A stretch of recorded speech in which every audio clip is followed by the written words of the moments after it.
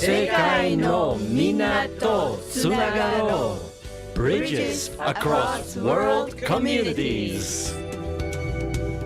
Hello everyone and welcome to Bridges Across World Communities, sponsored by NIA, the Nishinomiya City International Association. My name is Thelma. And I'm Floyd. Each month we provide practical knowledge for daily living and important information about disaster prevention. This program is for English-speaking residents in the Nishinomiya area and is broadcast on the second Saturdays of each month from 12 noon to 12:15. This month we'll talk about the Japanese language spring courses offered by NIA. Our disaster prevention tip is about what to do when an earthquake strikes. And we have the second half of our interview with Ms. Sneha Nagesh, a writer originally from India and the UK and now living in Nishinomiya. 提供は西宮市国際交流協会です。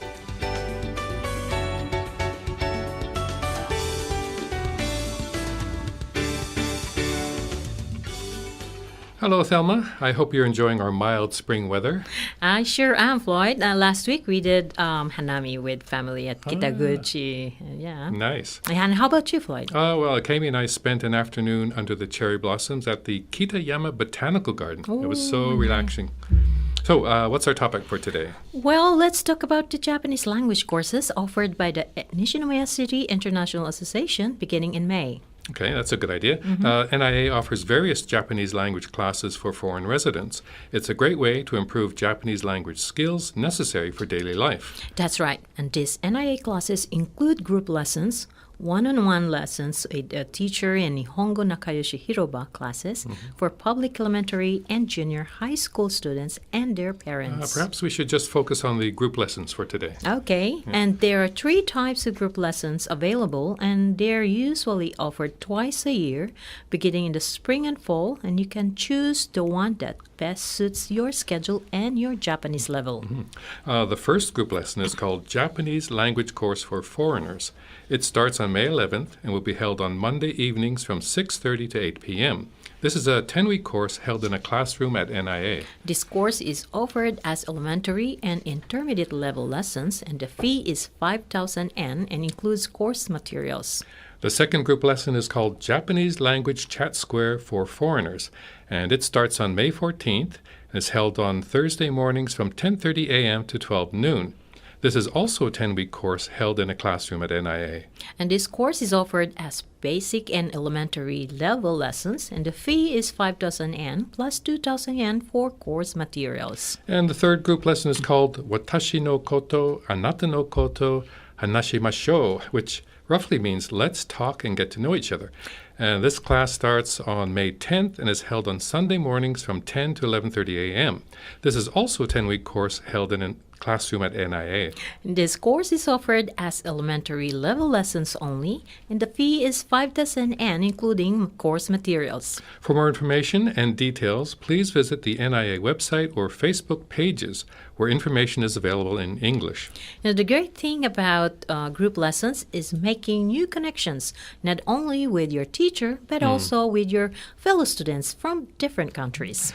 To apply, contact the Nishinomiya City International Association at nia@nishi.or.jp. And we have English-speaking staff who will be happy to help. Space is limited and the deadline is April 30th, so be sure to apply soon. 7.7 Sakura FM. And we're back with Sneha Nagesh, and we're picking up our interview from last month. And just a quick summary, we mentioned how you were born and raised in India. When you were around 20, you moved to London. You got your master's in creative writing. Yeah. Then from there, you moved to Kyoto. Yeah. And I think that we left off the interview, you had moved from Kyoto to Nishinomiya. Yes. And now you're a famous writer in Nishinomiya. Yeah, I'd like to think so, but...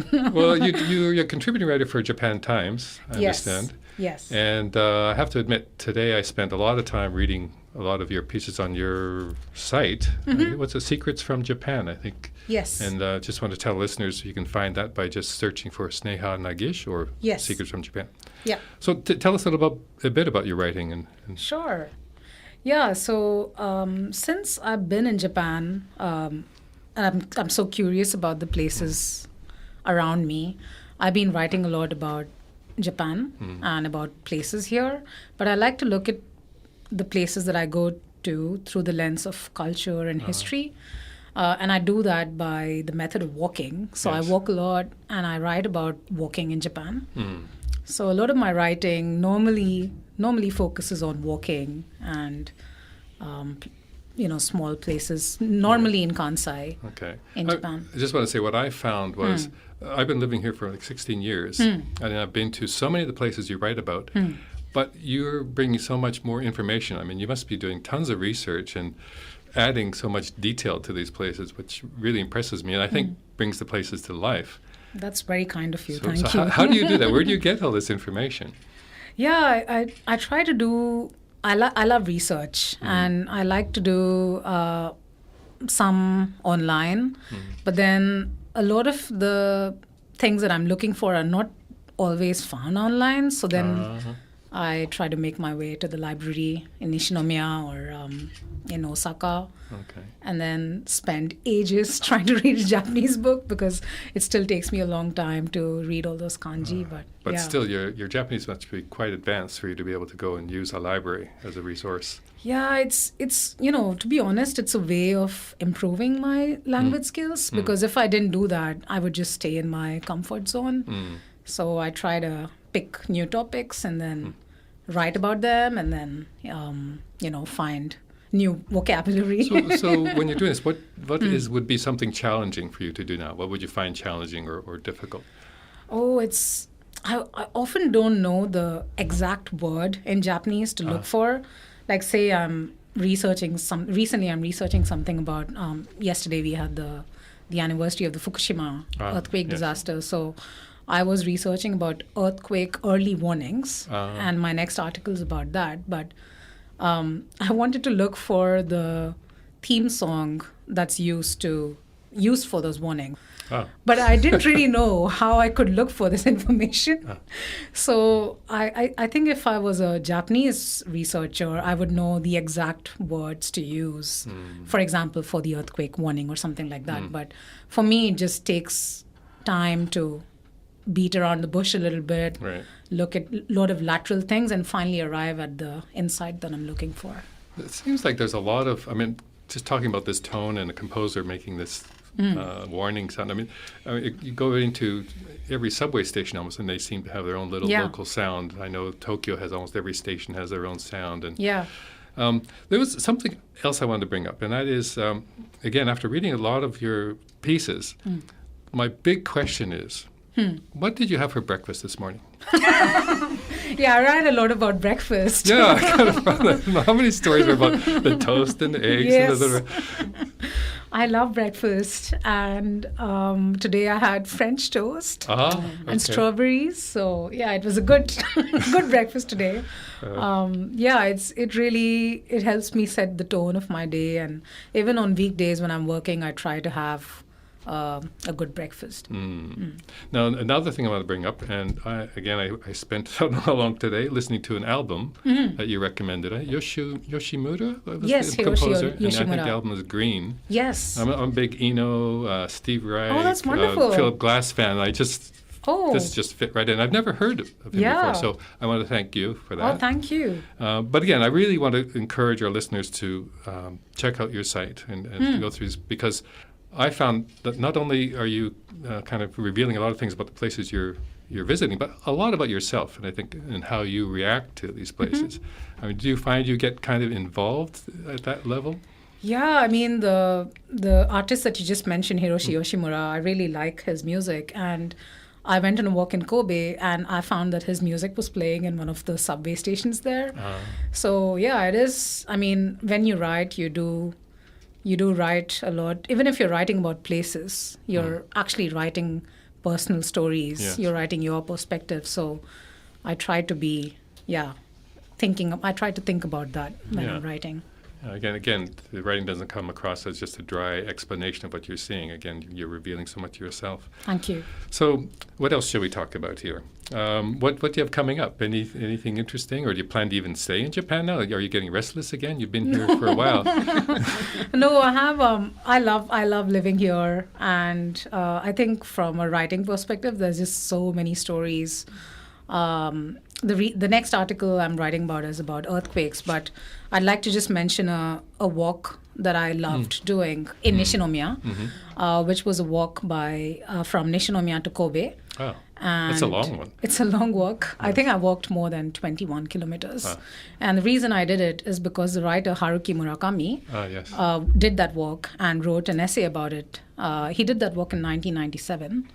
And after I did the walk, I realized that, I mean, he did it, he grew up in Nishinomiya. Yes. Yeah, and a lot of the places that he writes about in that essay are places that he grew up with. Like you can go and see his school in Ashiya, and you can go, and if you go to Shukugawa, that's where he was swimming as a child, because back then Shukugawa was a beautiful beach.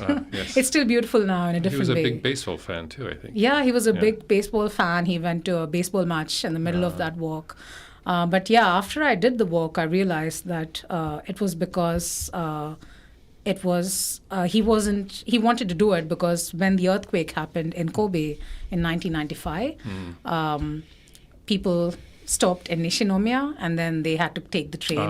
They couldn't take the train, so they walked. So I guess he was seeing a lot of the damage for the first time. Yes, he was. Yeah. You know, unfortunately, we have to stop already. We've already run out of time, but I really want to thank you, Sneha, for joining us. Thank you. And best of luck, and I'm looking forward to reading more of your stories. Thank you very much. Yeah. Bosai Joho desu. Thelma, did you feel that earthquake that struck our area on the evening of March 25th? Yes, I did. And even though it didn't last long and only had an intensity of 3 in Nishinomiya, it was still scary for it. So maybe this is a good time to review the most basic action we should take in the event of an earthquake. Good idea. Now, first and foremost, lower your body and protect your head and neck. Get under something solid like a sturdy desk or table and hold onto the legs. And don't move until the shaking subsides. Earthquake strikes suddenly, so remember this simple, basic action. And of course, don't panic. Beginning in April, the Nishinomiya City News has a fresh new design. Yes, it used to be only 8 pages, printed mostly in black and white, and published twice a month. But now it's expanded to 12 pages, is printed in beautiful full color, and published once a month. Yeah, and I found the full color printing makes the content clearer and easier to understand. And there's also a multilingual support with a free app called Catalog Pocket, which allows you to read the Nishinomiya City News in 9 different languages on your digital devices. Now, as we mentioned last month, some big changes went into effect for garbage sorting and collection beginning on April 1st. Yeah, for detailed information, do a search for Nishinomiya City Gomi Calendar and enter the name of your town where you live. Now, this calendar not only shows what items are to be collected on which day of the week, but also which bags or containers to use. A handy guide for garbage sorting and collection can also be found on the last page of the April issue of the Nishinomiya City News. And finally, a reminder from the Nishinomiya Police Department. Please be aware that a new rule book for cycling in Japan called the Blue Ticket Penalty System went into effect beginning this April. And the new rules are much stricter, and penalties will be imposed on bicycle riders who commit even minor traffic violations. For more details, please visit the website of the National Police Agency or listen to our February 2026 radio program posted on NIA's YouTube channel. And by the way, for those who'd like to read some of Ms. Nagesh's beautiful stories, they can go to japanandbeyond.substack.com. Yes, and to apply for Japanese classes or for any inquiries, contact NIA at 0798-328680 or send an email to nia@nishi.or.jp. Our English-speaking staff will be happy to help. Please continue to be careful and stay safe. 今日は西宮市国際交流協会でした。Have a great weekend, everyone!